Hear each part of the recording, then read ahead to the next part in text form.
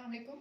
Welcome to our English grammar series in which we are trying to learn about the tenses. So we have covered present indefinite tense, which is present simple tense, and today's lecture is about present continuous tense.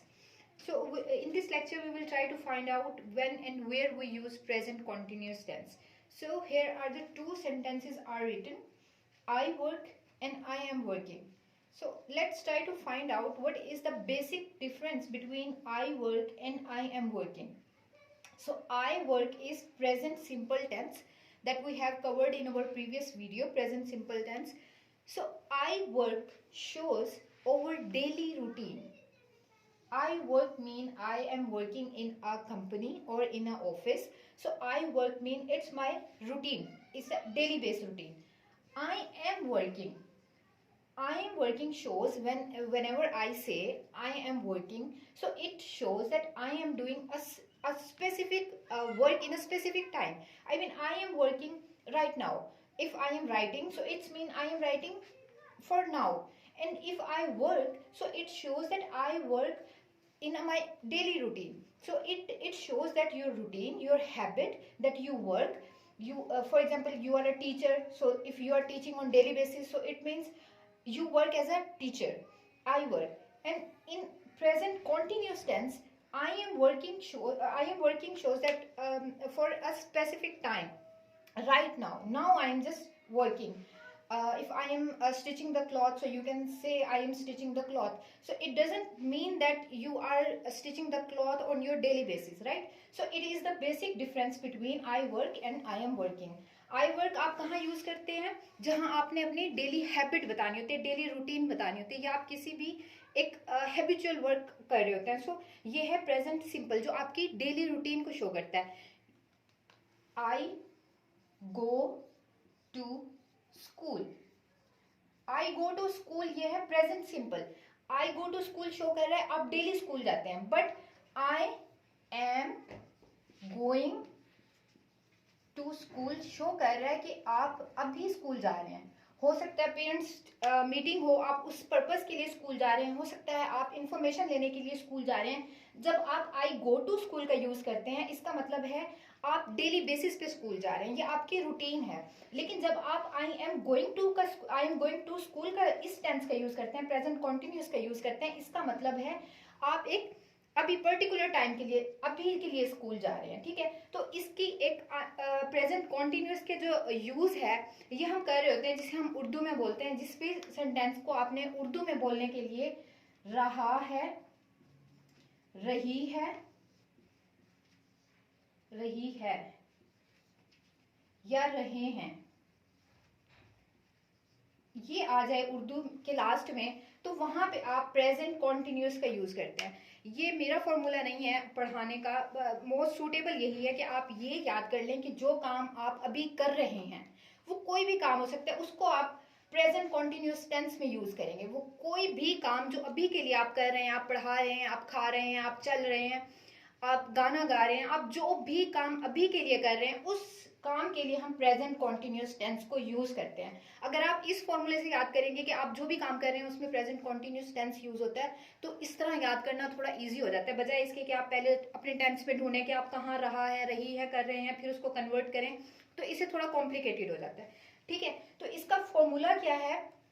उस फॉर्मूले में subject होगा present continuous में, helping verb लगती है. Helping verb हमारे पास क्या होती है? Is, am, are. Present continuous को बोलने के लिए आपको सब्जेक्ट का होना जरूरी है आपके. फिर हेल्पिंग वर्ब का, हेल्पिंग वर्ब होती है इज, एम या आर. फिर वर्ब का होना जरूरी है. ये अभी हमने हेल्पिंग वर्ब की बात की है, यहाँ पे वर्ब का होना जरूरी है. वर्ब क्या हो सकती है? गो हो सकती है, सिंग हो सकती है. फिर उस वर्ब में हमने आईएनजी लगानी है उस टेंस को कॉन्टिन्यूस बनाने के लिए. गो है तो गोइंग हो जाएगा, सिंग है तो सिंगिंग हो जाएगा. उस वर्ब में हम आईएनजी लगा देंगे.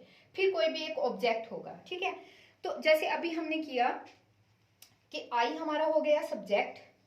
ठीक है, इसी फॉर्मूले के अकॉर्डिंग आई हमारा हो गया सब्जेक्ट. अब हमने लगानी है हेल्पिंग वर्ब. आई के साथ हम इज नहीं लगाते, आई के साथ हम आर नहीं लगाते, आई के साथ हम क्या लगाते हैं? एम लगाते हैं. तो हमने हेल्पिंग वर्ब लगा दी. अब वर्क है हमारी वर्ब, वर्क हो गया, राइट, वर्ब हो गई, और उसमें हमने लगानी है आईएनजी. I am working.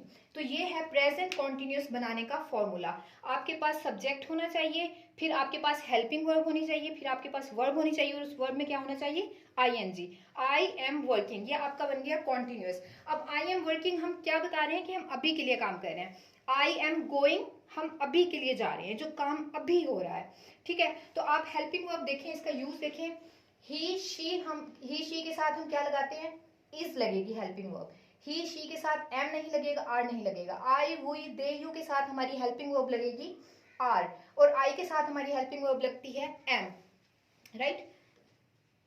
अब देखते हैं हमने प्रेजेंट कॉन्टिन्यूस के यूजेस को, यूज कहाँ कहाँ करते हैं। अभी हमने डिस्कस किया है नाउ, जो काम अब हम अभी कर रहे हैं, जो चल रहा है, ठीक है, जिसमें रहा है, रही है, रहे हैं, आ रहा है।